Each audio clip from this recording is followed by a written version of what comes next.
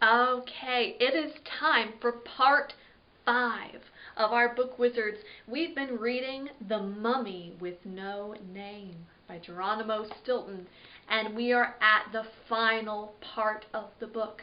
Up until now, there have been so many mysteries. What was going on with this mummy, and where was the papyrus, and what is the mystery message? We've solved most of those, but we still have to read the rest of the missing papyrus to find out what the mummy's treasure was. So let's go ahead and finish up our book with part 5. The Pharaoh's Treasure. Professor Sandsnout was ecstatic. He hugged Benjamin and Bugsy. "Great work, you two!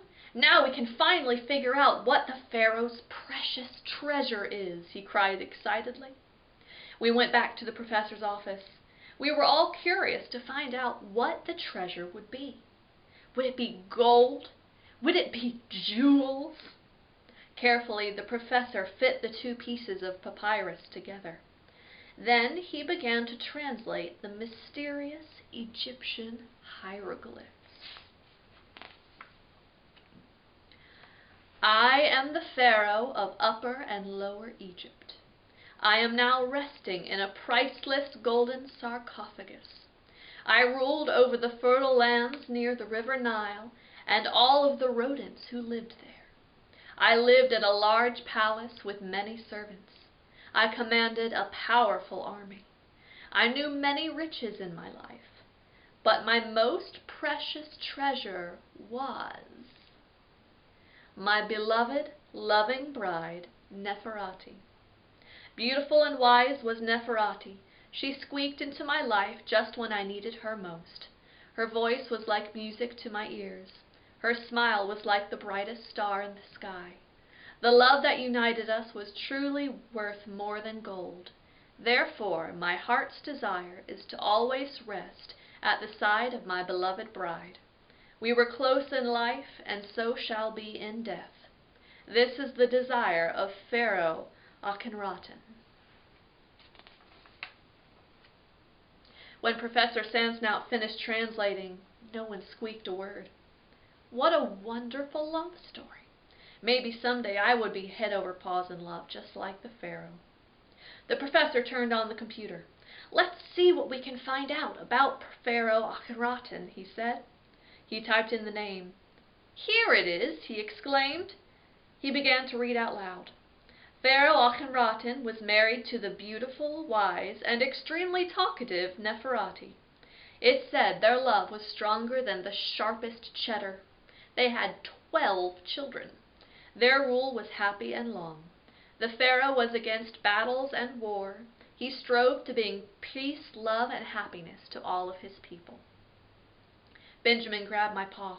"If the Pharaoh wished so much to be buried next to Nefertiti, then can we find a way to reunite them, Uncle?" he asked. Professor Sandsnout stared at the computer, deep in thought. He tugged on his beard, gnawed his paw nails, and twisted his tail up in a knot.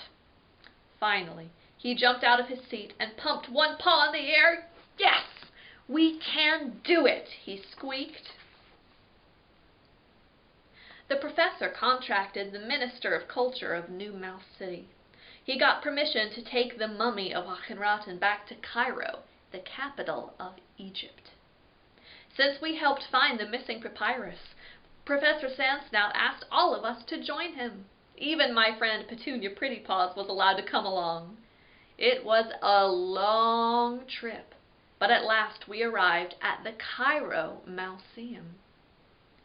Akhenaten's sarcophagus was taken to the Hall of Mummies. It was placed next to Queen Nefertiti. As the mummies were brought together, Professor Sandsnout spoke in a solemn voice. "Oh, kind-hearted Akhenaten," he squeaked, "we have returned you to Egypt, the land where you were born, and placed you beside your beloved bride. May the 2 of you sleep peacefully for all eternity." I smiled.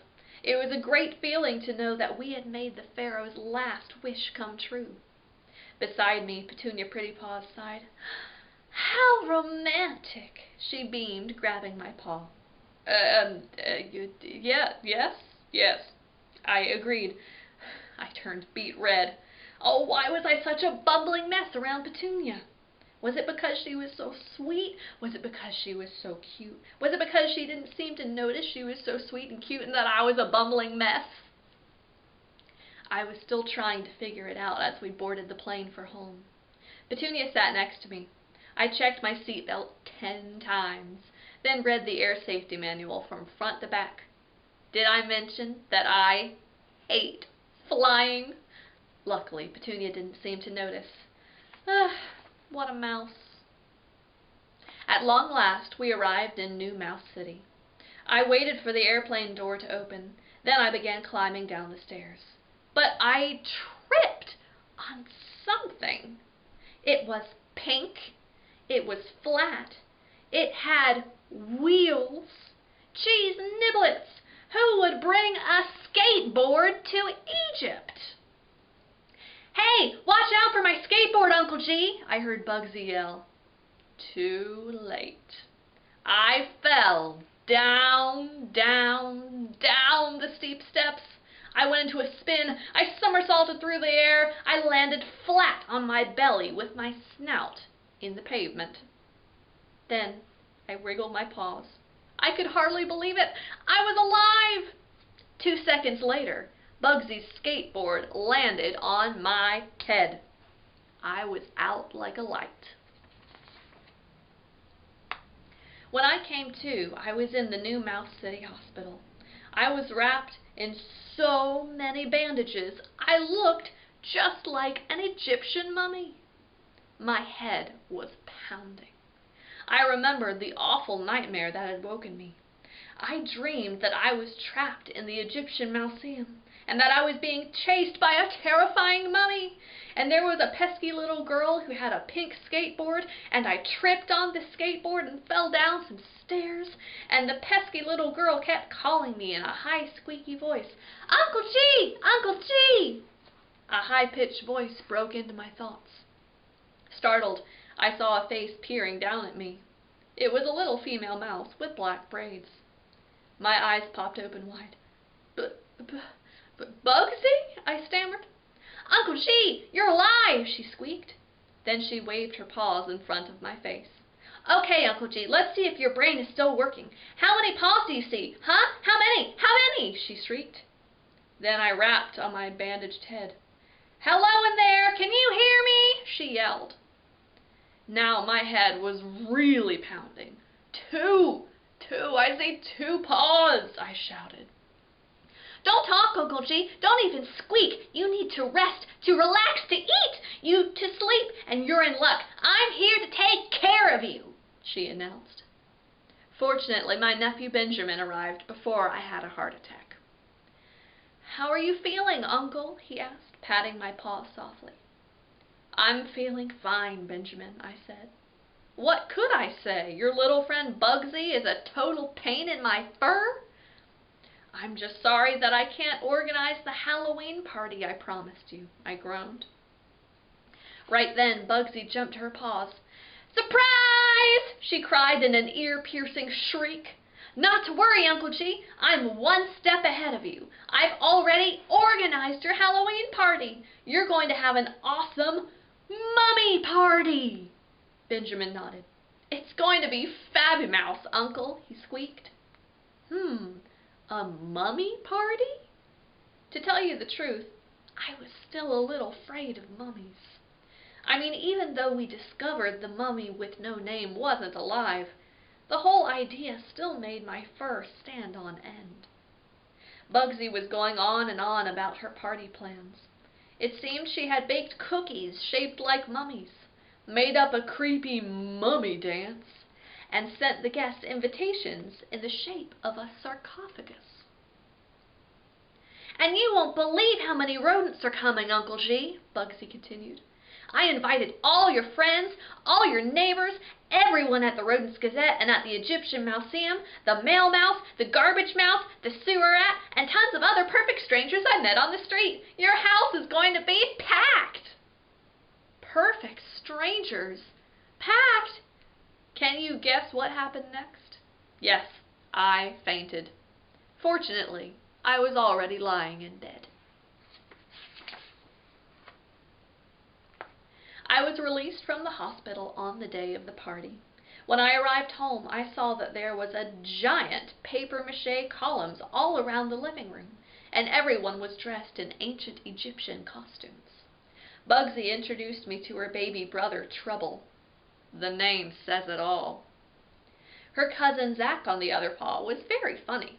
He hit it off with my young assistant, Pinky Pick. Before long, the two were laughing and telling silly mummy jokes. I have to admit, the party was truly Fabby-mouse. Bugsy taught all of the guests a game she called the Egyptian Conniption, and everyone munched on mummy cookies and bobbed for apples floating in a plastic sarcophagus. The guests had a super time, and I have to say I was feeling a little less creeped out by the whole mummy thing. After all, it's not every day you get to meet a mummy with no name. And that is the end. That is The Mummy with No Name. We've solved all the mysteries. We found out who the mummy was. We found out who was scaring Geronimo. And we found out what the rest of the missing papyrus said about the great treasure. Now, you will be starting a new book for Book Wizards in December. So look forward to that with Miss Amy from up at Thornton. But first, for your final activity, Geronimo Stilton and Bugsy threw a fantastic Egyptian mummy party. If you were going to throw a party, let's pretend we can have parties. If you were going to throw a party in a normal time where everybody could get together and have a big party, what kind of party would you throw?